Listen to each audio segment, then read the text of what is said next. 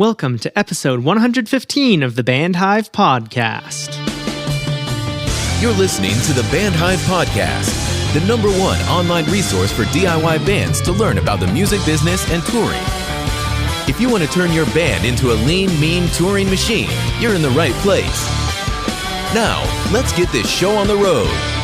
It is time for another episode of the Bandhive Podcast. My name is James Cross, and I'm not here with Matt Hose of Alive in Barcelona, but I'm very pleased to welcome back Conor Frost of Dizzy Bats for the second time. Conor was previously with us on episode 80 back in June or July of 2021. That was called Setting Your Goals for Success. Conor Frost of Dizzy Bats. How are you doing today, Conor? I am doing well, James. It's really good to be back here. We are both in the great state of Vermont. So yeah, I'm really excited to get into it. Yeah, man, it's a pleasure to have you back. And, you know, we hadn't met before when we did the last episode. And then you moved to Vermont, and we've hung out a bunch of times. And we're planning a trip to Alaska. Knock on wood that the great panini sorts itself out and doesn't foil our plans. Or should I say grill our plans, I guess? Something like that. Grill our plans. Yes, that is accurate. Yeah, so here's to the Green Mountain State, which is currently the White Mountain State, but that's New Hampshire's name, so we can't take it. Either way, welcome back. Good to have you here, man. And good to hear that you're enjoying your time in Vermont, even though it's frigid this week. Yeah, as long as you never leave the house, it's quite nice. And that has been my story probably for the last 2 weeks, I would say, you know, other than getting certain necessities like sustenance.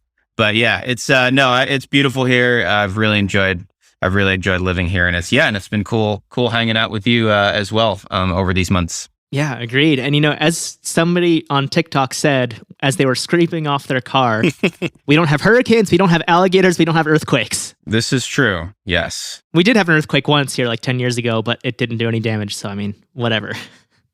Anyway, we're not here to talk about how amazing Vermont is and why it's the best state in the country. We're here to talk about songwriting. Before we get into it, aside from being in Dizzy Bats, for the last couple of years, you've been working with songwriters to help them record and release their first album. And we're going to talk about that today, and specifically why some songwriters are having trouble finishing songs that they start.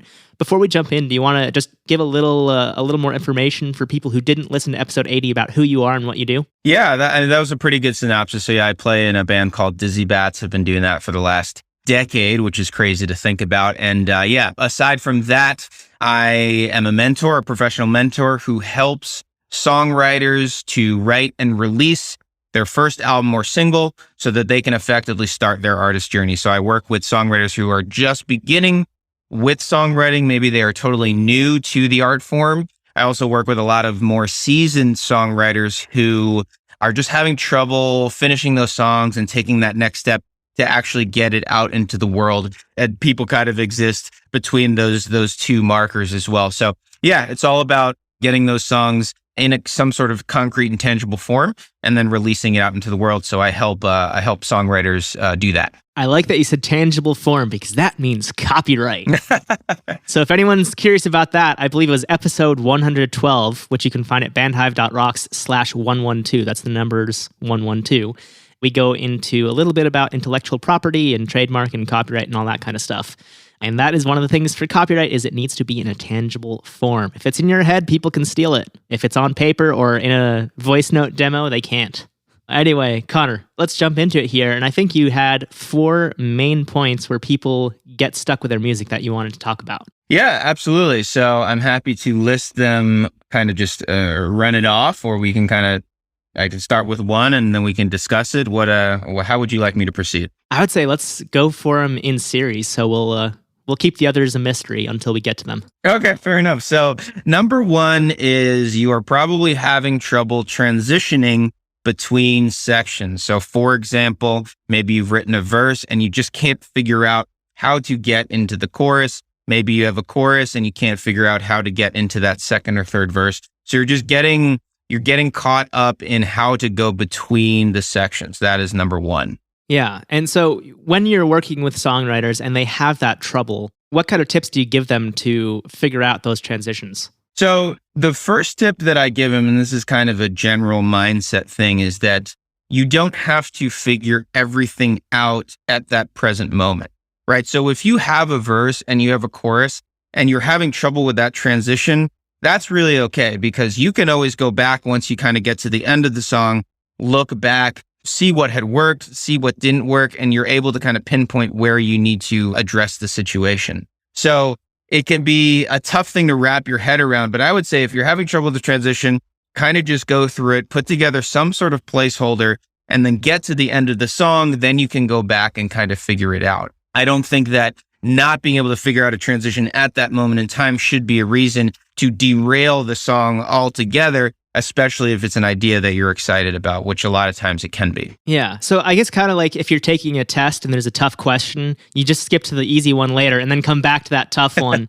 Because that way, at least you get 90% of the way there, and then you can tackle the more difficult parts at the end. That's a great analogy. And I think it goes beyond that as well, because if you get to the end of the song, certain things might happen along the way that can better inform you on how to address that transition you're having trouble with. Right. So I think there's something to be said about writing through the muck and just kind of getting to the end and then addressing that transition at a later time. But yeah, that's a great analogy. And it's not to say that these transitions aren't important.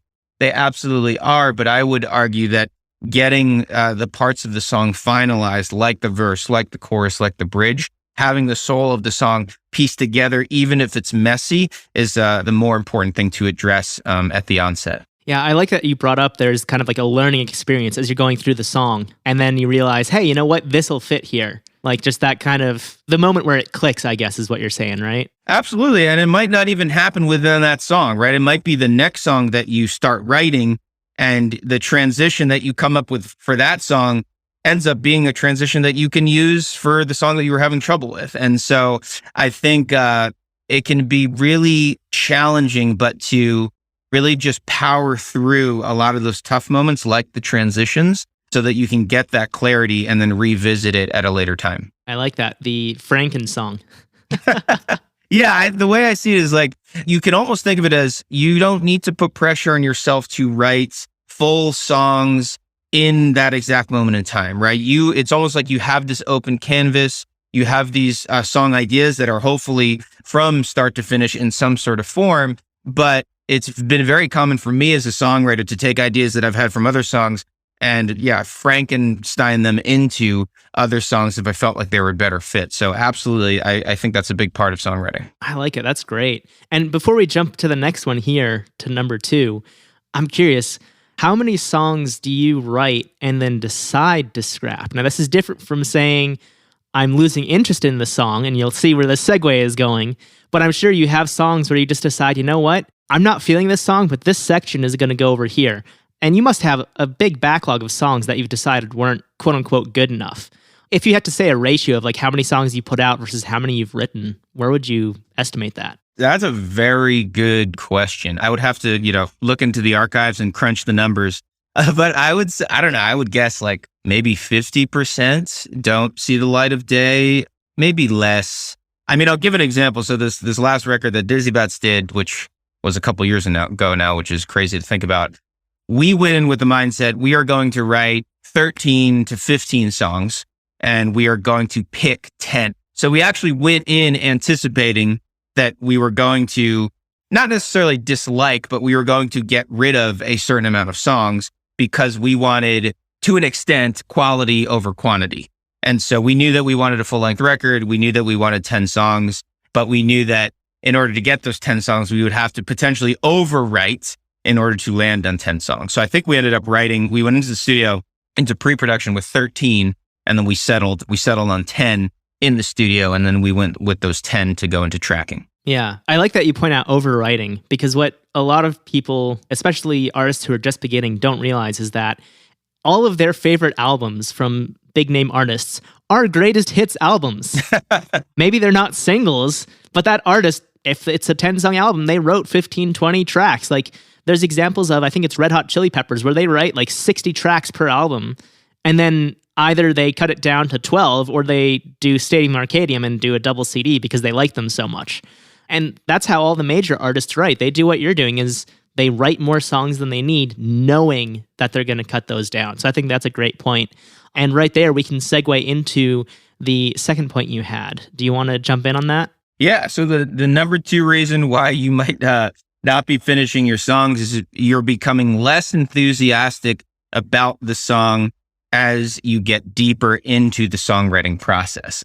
And I think there are a few reasons for this. One is I think something that is new and fresh is always going to be the most exciting, right? You get a new guitar. That's the guitar you want to use. You buy a new video game. You probably end up playing that video game for the first 2 weeks. And so the thing that is fresh and new is always going to be the thing that is the most exciting. And I think in the beginning, there's this excitement around creating and ideating, something from scratch. Like anything goes, any new idea is fresh. It's exciting. You can put it anywhere. As you get deeper into the song, there are more rules for you to have to fit certain things in to actually get to the end of the song. So you get caught in like the minutia of it a little bit more, right? So instead of like having an open verse of being like, okay, anything goes here. Like, what can I create? It sort of becomes, all right, I have this structure. Now I have to write something to actually fit this structure. And potentially it becomes a little less fun depending on who you are. So the deeper you get into a song, it's possible you're becoming less enthusiastic. Also just time, right? The further something is away from you in a time sense, chronological, that's the word I'm looking for. In a chronological sense, the less sort of excited you might be about it. Definitely something that's happened with me over the years. Yeah, that makes so much sense. I mean, I think that probably applies to everything in our lives. Yes. With video games or the new guitar or whatever, it's like you move to a new place like Vermont and you're like, oh, this is so cool. And then after a while, you're like, man, it's not cool. It's frigid. Yeah, you're like, oh, wow, negative 30 degrees is a thing that actually exists. And you're like, what did I do? So absolutely, that's absolutely a thing. Yeah, exactly. And there's also like, you've explored most of the places that you could explore now, all that kind of stuff too. It adds up. So I think that's a great point. And, losing interest kind of sucks because you have this thing that you're so excited about, and then you're excited about it, but you've lost that interest in it. So how do you handle that in a songwriting situation? So it takes a lot of discipline. It takes a lot of self-accountability, self-management. But I think being very clear on your goals, I think is really important, and being very clear on generally what you are trying to work towards as opposed to work on, right? Because if you say something like, I'm just like trying to be a better songwriter, that's not a bad idea, like more power to you. But if you don't have that specific EP that you're working towards or that specific single that you're hoping to release, then there's nothing to hold you accountable for just continuing to not finish songs.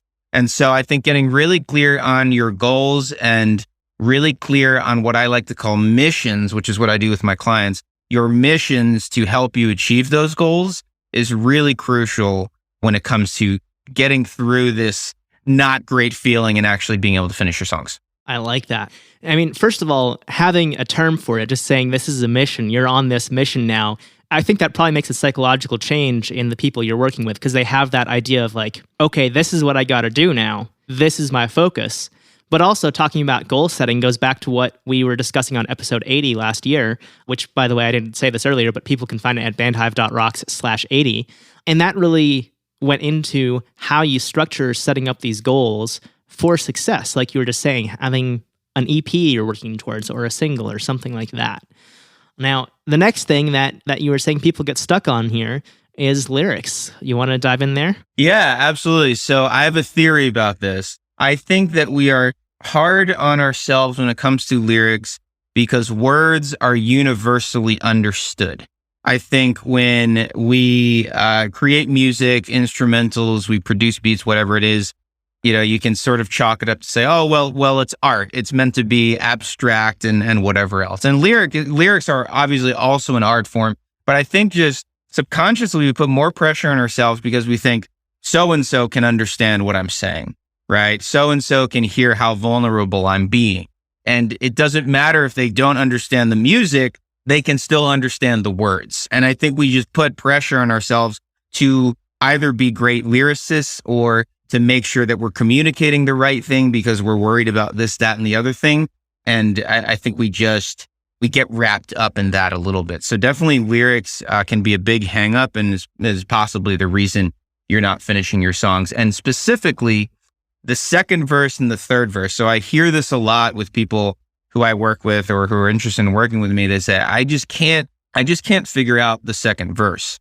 And to them, I would say, maybe try this exercise where you take that second verse, you take that third verse, move it to the first verse, and then see if you can write a second verse after you've done that. So just like a quick little tip there. But yeah, absolutely. Lyrics are definitely a place where you might be getting stuck. Gotcha. Now, that brings me to another point or another question, I guess. Before the episode, we were just talking a little bit about songwriting and how some artists have structure and some don't, and some do sometimes and not at other times.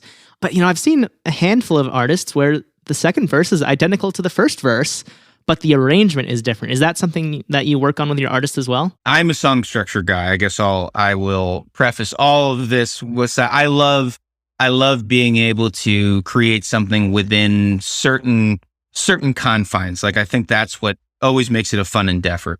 But absolutely, I think that there's a cool balance that can be struck of maintaining the verse in its core form. So like the melody, basically, but providing some variety, obviously, when it comes to lyrics, as well as instrumental, right? So kind of a classic thing to do in the pop punk world is the second verse or the third verse maybe, doesn't have guitar playing, right? It's just bass and drums kind of carrying you through.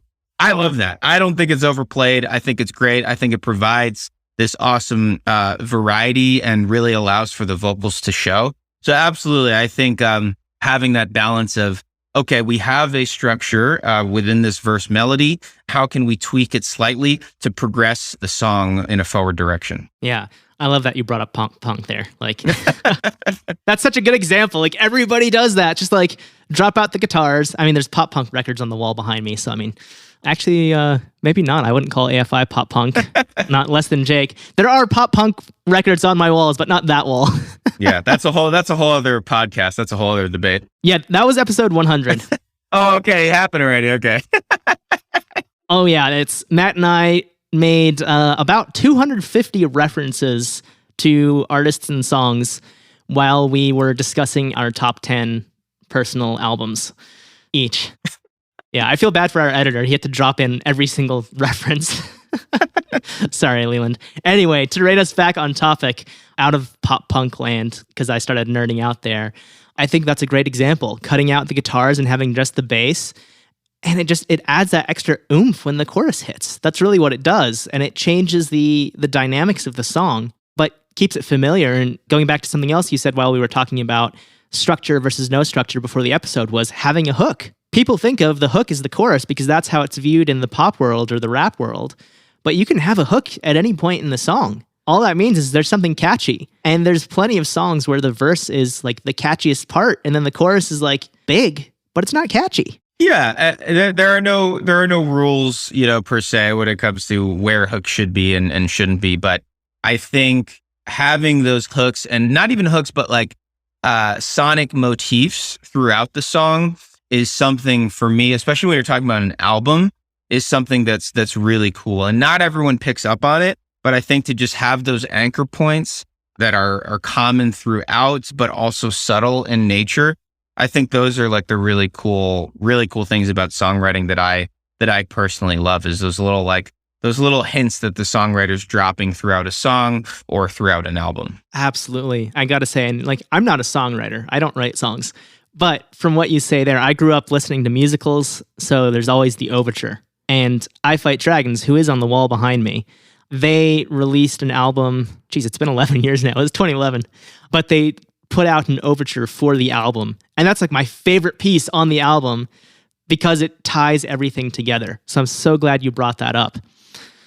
Now, moving on to the fourth and final point in this list you had, and I think it kind of ties into the second point, because the second one was losing interest in being less enthusiastic, and then you go on to start other things, which ties in right here. Do you want to tell us about it? Absolutely. So it's possible that you are getting distracted by your own new song ideas. I hear this a lot with the people I'm working with, where they hit a road bump with a song, and instead of instead of driving over it, they start a new song. And it's tricky because I get it. You don't want to put a stranglehold on your creativity, and you want to ride the creative wave, and you want to, again, you don't want to put a stranglehold on that. I totally get it. But I think there is a balance, right? If you are just constantly coming up with new ideas without finishing old ones to go back to, something tangible, you're never going to have something tangible that you can then release out into the world as a 3 or 4 minute song or however long your song is. And so I think there's this balance that can be really tough to strike of how do I ride this creative wave while also making sure that I'm working towards something, I'm finishing things so that I can actually release them out into the world. Definitely a tough balance, but definitely a problem that you might be running into. That is going to be one of our video clips for the episode. I can already say it now. I'm just like that right there. Done. Yeah. So when you see people getting distracted like this, and I'm sure that's something that happens to everyone you work with, just because it's such an easy thing to do, how do you help people work through that and, go back and actually tackle those road bumps or those roadblocks that they hit? Well, the good news is if they're working with me, they have someone who can yell at them. So that's part of it. So giving them their missions and holding them accountable to actually completing them. However, again, it's a balance, right? And I don't necessarily want them to not explore this new song idea that's coming to them. And so the thing that I put forward is, okay, when you get this new song idea, definitely make a note of it, put it on your phone, do whatever you need to do, but then go back to what you were working on. And then possibly during the course of your week, if you can find a separate time where you can explore those ideas, those new ideas a little bit more fully, that might be the move, right? So putting a little bit of intention behind how you are spending your songwriting time. So you have this time that maybe you are working towards something, you are accomplishing those missions, and then allowing yourself a different time where, maybe you're just creating and you're just ideating. Definitely easier said than done, but I think being super intentional about your time could be a possible solution. I like that. So basically, for example, somebody could say, I'm going to take, 2 to 4 p.m. on Monday afternoons and work on ideas that I already have. And then 2 to 4 p.m. on Wednesday afternoons is going to be just playing with new riffs, figuring out the lyrics, like coming up with something new. Exactly. And to anyone who's listening to this thinking, you can't schedule creativity, this dude is such a square. Probably you're not finishing, those songs and you're not releasing those songs, and a little bit of tough love, I suppose.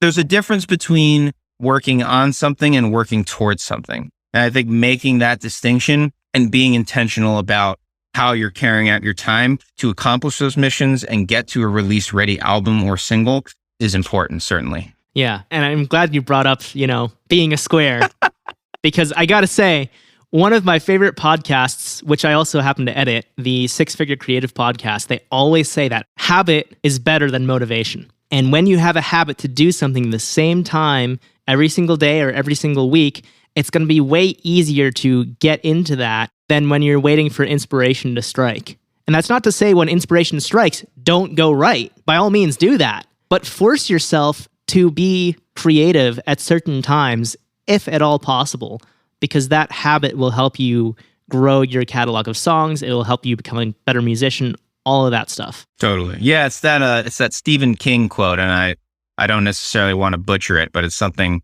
along the lines of something like, I look for inspiration every day. Fortunately, I'm inspired at 8 a.m. every morning. And the idea is that he's creating his own inspiration through creating that habit instead of waiting for inspiration to strike, so to speak. I'm trying to find it right now on Google, but no luck for you there. So, oh gosh, I hope it was Stephen King and I didn't totally just misquote. It probably was. It sounds like Stephen King. Whoever it was, the idea is that you shouldn't wait for inspiration to strike. You can generate that inspiration by creating habit, like you were just talking about. Oh, that's great. And if I find the quote later, I'll drop it in the show notes. Which, by the way, all Conor's links and anything we mention will be in the show notes at bandhive.rocks/115. That's the number 115. And I am open to being fact-checked just in general. If it turns out I was way off with that quote, it doesn't really matter. The idea is still the same. Yeah, exactly. And think of it this way. if that quote wasn't from anybody, now it's your quote. Oh yeah. Well, that would, I'm not prepared to take credit for it yet. But yes, that would be a win-win situation for sure. Exactly. And it would be a when situation because you're talking about when to work on creativity. This is true. That was a bit of a reach, but we'll go for it. I know you appreciate a bad pun as much as I do, so throwing it out there. Now, anyway, we've talked about these 4 roadblocks that artists seem to run into over and over again, but there are also some overarching, I would say, mindset issues, maybe not issues, but mindset areas where artists can get into it and really stop these roadblocks from happening in the first place. And I think here, this is the point where we could jump in and list all 3 of them so there's no surprise and then go into the details. Yeah, absolutely. So it's possible you're a perfectionist. It's possible you lack the confidence to think of your song as a good song and thus have trouble finishing it. It's also possible that you're just generally overwhelmed by the process going from a single song idea to releasing your first album. And just the thought of that, it seems like a huge mountain to climb. And that's one of the things that's maybe keeping you from finishing these songs and getting your music out into the world. Yeah. And those all 3 sound universal, really. I mean, it's not specific to songwriting. It's not specific to making music. It's definitely, back when we first launched the podcast, I edited it a lot more than I do now. And now it's just like, okay, good enough. Like, there's no mistakes in it. Cool. Where it used to be like every breath would be clip gained and all the gaps would be exactly this length, because there are podcasts that do that. And now I've recognized over the last 2 years, which is scary to think about, I've been doing the podcast for 2 years, is that the people who edit their podcasts that much are doing it because either they're perfectionists or they lack confidence. I don't think that would be an example of overwhelm. If anything, doing that would create more overwhelm. But that said, let's jump in on perfectionism. When I was growing up, I always thought of perfectionism as this positive thing. Who wouldn't want to be perfect? That's a good thing to strive for. But ultimately, I think it's extremely hindering and could be really a challenging block to break through. And as it relates to songwriting, your mind at all times is immediately going to comparing yourself to someone else potentially. Perhaps you just always feel like it could be better. There's always a better idea out there and you need to find that better idea. And it just puts you in this really difficult loop because there's this feeling of, well, nothing is ever good enough to kind of move forward. So that's how perfectionism, I think, plays a role. And that's definitely tied to confidence. So you are feeling like something needs to be perfect because you lack the confidence of the idea of it getting out into the world and what so-and-so might think. And so you're seeking perfect because you lack the confidence as a songwriter, as whatever. So I think that's definitely related. And I think the overwhelm just comes with, okay, I have this like very raw, basic idea right now that I recorded in the voice memos on my phone. I jotted down in my notes app, or I put pen to paper. There's so many things I have to do to get this to be release ready. And it goes back to confidence, perfectionism. Like, there's no way I can get through all of that. There's no possible way. And so there's another negative loop that starts to happen where you're bogged down by all of the hurdles you feel like you need to go over. That's why I find that coaching is so great and mentoring is so great, both from having received it and also being a coach and mentor myself, because you can eliminate the overwhelm by just really breaking down what it is you need to work on now and what achievable goal you are working towards that isn't related to getting signed by Atlantic Records or going on a world tour with Billie Eilish. And so I think to be able to break that down and focus on what's in front of you eliminates the overwhelm, and in turn helps with the perfectionism, helps with the confidence, because you think, okay, I can manage this, I can tackle this, and you can kind of just go after what's in front of you. Oh, I like that. That's such a good point of saying, a coach can break down the steps and really just getting another set of eyes on it. I'm sure that's like a lot of the value that you provide, aside from your experience, which is a ton of value, is you can look at it and say, here are the steps to go through. look at them one at a time. Don't just look at the laundry list. Like look at each one at a time. Exactly. Something I hear a lot with new clients, especially like after their first session with me, they're like, it's really good to know that there is a clear path. And I think sometimes it's hard to see that clear path because of the overwhelm, because of the perfectionism, because of the lack of confidence. And even in just one session, you could be like, oh, okay, it is clear to me now. It's clear what I need to work on, and it's clear where I'm going. First of all, I'm sure you use some tools for this, and being a nerd about apps of all kind, I'm going to ask you about that in a second. But before we jump over to that, I'm going to go back to one thing about perfectionism, which you reminded me of when you were saying this. A long time ago, I put out an EP for an artist. I was the engineer, and we had a great guest vocalist, Dusty from Stellar Corpses. And we put it out, and I was messaging him, and I said, thanks so much for being on this. This is great. Like, I feel like it wasn't ready, but we just needed to get it out there, and your performance was stellar. So thank you. No pun intended. Stellar Corpses. I don't even do it on purpose. But what he said to me in response was, as an artist, if you put something out that you think was perfect, that it was 100% ready, and this is paraphrasing because this was like a decade ago, then you spent too much time on it. If it was perfect, then you wasted time on it. Like, put it out before it's done. So thank you for reminding me of that, because that was like, it just opened my eyes to being a creative in the music world, or in any world, really. If it's perfect, oh, you wasted so much time on it. Yeah, absolutely. And it's a balance, right? I mean, not to say that you should put out something that you didn't put in the effort, or, or not to say that that should be the case, but, specifically about songwriting, assuming you love to write songs, this is something you're going to be doing over the course of your whole life, right? And there are going to be aspects of what you put out where years later you're going to look back and think to yourself, I wish I did that differently. So if you can anticipate it, and if you know that that's going to be the case, then it doesn't make sense to be overly precious with your songs if you know that that's going to happen anyways. And so it's a balance of locking into this mindset of finished is better than perfect, with, of course, not putting out, something that was effortless or without effort is what I mean to say. So it is a balance, but I hear it a lot. People are like, oh, well, my songs are like my babies. And I'm like, are they? Are they really like your babies? Because that might be the problem, because I've seen how you've treated your songs. So, and I do hear that a lot, and it's, to not be so overly precious, I think actually is important. Yeah. Well, and on the other hand, I would say kids aren't perfect. Far from it. I'm not a parent, but I was once a kid. So yeah, exactly. Yeah.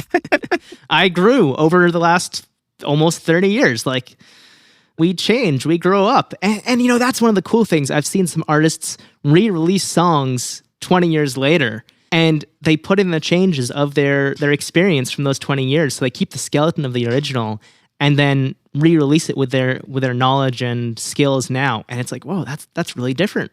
I kind of dig it. I like the old version better because that's what I'm used to. But nonetheless, I like seeing that change over the years. Right. And that's what's cool, especially if you're an artist who is not working with any sort of management or label. You can do whatever you want. And I think to be able to lock into that freedom while also embracing this cool opportunity you have to share your music with the world I personally feel very lucky to have that ability and to have that outlet. Yeah, absolutely. And this ties in perfectly in the delegate it yourself world, as we like to say for DIY, is delegate it yourself. It's all about managing yourself and having the right systems and tools in place. So why don't we take this moment to pivot and talk about what tools you use to stay on track as a songwriter? Yeah, so for me, if you're talking about literal tools in the digital world, I use Trello a lot. I think you had a podcast recently about that, or maybe it's coming out. I use Trello a lot. I use Google Sheets a lot. With my clients, we have a very collaborative Google folder where it's organized into song ideas as well as finished demos, as well as lyrics. So to create an organized system where you can funnel your thoughts into the right places, basically. Beyond that, Logic Pro and GarageBand, certainly with my own songwriting. It's definitely helpful in terms of creating my demos. I would say that's probably general synopsis of the tools I use at my disposal. Yeah, I like it though, because it's very basic and it's all free, except for Logic Pro, which, I mean, $200 one time. Or if you're a student, you can get the giant Apple Apps for Education bundle. Yeah, and if you're not trying to, I would say for a lot of people who are listening to this who are purely songwriters, who are, especially if you're more in the beginning stages of your songwriting, you don't need to invest in Logic Pro or Ableton. You can use GarageBand, you can use Audacity, which are both free. I hear that people say that I need to get the right gear. I'm like, you don't need the crazy gear right now. You absolutely do not. So yeah, just food for thought. Yeah, and I would throw out there just personal preference. I'm a Pro Tools guy, but if you don't want to buy something and you're on Windows or Linux, so you can't use GarageBand, instead of Audacity, Reaper. Oh, okay. It has an unlimited, fully featured free demo. They basically say, like, if you're earning more than, I think it's $10,000 or $20,000 per year, then please buy it for $60. But if you're just, having fun making music, like, don't worry about it. You can use the free demo forever. So Reaper is a great alternative for non-Mac users. But if you're on Mac, I would definitely go with GarageBand because it transitions flawlessly into Logic Pro. Yes, 100%. Yeah. Anyway, going back to what you were saying about Trello and Google Sheets, we had an episode about Trello. It was number 111, which you can find at bandhive.rocks/111. And it was called Effectively Managing Your Band's Releases, Tours, and More. So in that, I just covered basically how you can use Trello as a virtual corkboard and move sticky notes across it. So what part of the process do you handle in Trello and how do you structure that? Yeah, so for me personally, the important distinction I make is that there's a difference between a to-do list and your missions, right? And your missions are those things, those big items that you're looking to accomplish to get you closer to your, songwriting goals or business goals. For me, it's both songwriting and business. Whereas the to-do list is more of the, email Fidelis about my healthcare plan, more of those types of things that aren't necessarily contributing. Well, in this case, it's contributing to me staying, covered by health insurance, which is important, but not necessarily to some of these larger business or music related goals. So I do think that distinction is important because the to-do list can be a trap, because if you just start adding lists for the validation of just checking things off, that is a trap that is all too common, and I've certainly been there myself. So that's a big thing. I also have on the horizon is another category that I have, things that maybe I'm not necessarily looking to tackle in this week or even this month, but to just have on my radar so that when the time comes, I can sort of have that incepted idea that, yes, I'm going to be working on this at some point. So those are, to put it simply, those are the three categories that I use for Trello. And then obviously within that, I create these like checklists and, sub notes or whatever. But yeah, that's the synopsis of that. And that's, so you basically just walk each task through the stages. Correct. And then if something is, I think I also have a section for like completed. So if something's completed, I just like drag it over to the completed section. I mean, one, to, have that excitement of, oh, I completed something, but also to understand the flow of my work process and everything else. Yeah, having that completed column is much more rewarding than just hitting archive and seeing it disappear. Like all your hard work is just gone, even though it's not, but that's what it feels like. And then how about Google Sheets? What are you tracking in there when you're doing your songwriting? So yeah, it's, I guess for Google Sheets, not so much for me personally, but for my clients, they've created these song checklists. So, they'll literally have like verse 1, verse 2, chorus, and then kind of go through what they have for each of them. Oh, I have the melody, I have the lyrics. So that's definitely been helpful for people. I did a live training recently and kind of walked through what that checklist would look like. Super simple. It doesn't need to be overcomplicated. So that's one thing. For me personally, I do a lot more of like my mentoring business related stuff through Google Sheets.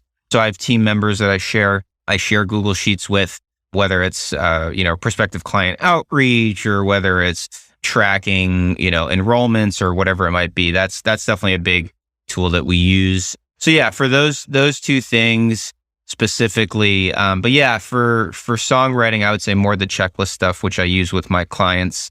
And then Google Documents I use for my clients when I send kind of a recap of like a particular session, just like laying it out to like what their missions are for the week, what the takeaways are from the session, as well as the Zoom recording, kind of put it all in one clean Google document. So yeah, that's how I would use the Google products, I suppose, that's how I use that.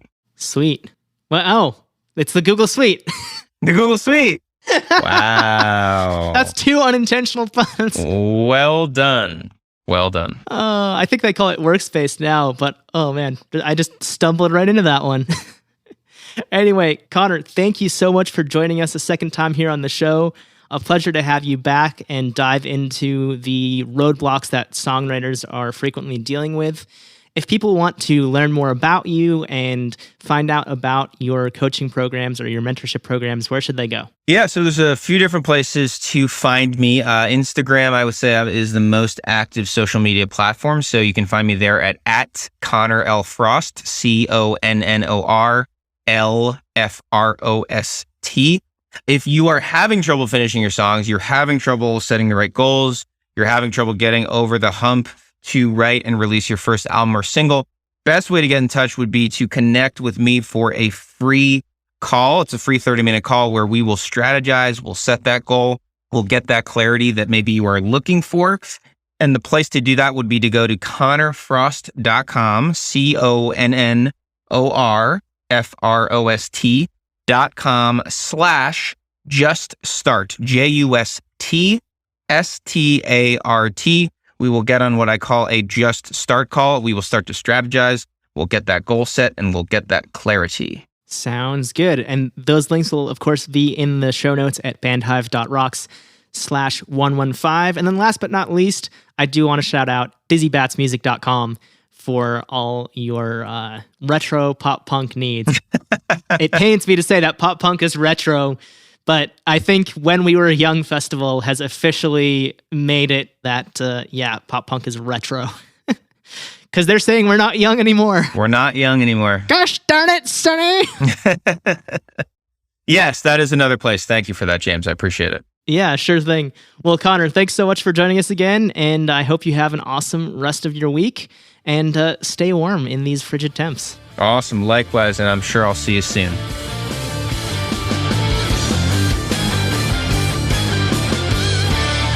That does it for this episode of the Bandhive Podcast. Thank you so much for tuning in and listening, and big thanks to Conor Frost of Dizzy Bats for coming on the show to talk about songwriting blocks and how you can overcome them. So, if you get stuck with your songwriting, be sure to check out Conor's links, and even if you don't get stuck, just go ahead and check out Dizzy Bats for some great pop punk music. But to get back to the topic at hand, Conor is incredible as a coach, holding his clients accountable for the projects they're working on.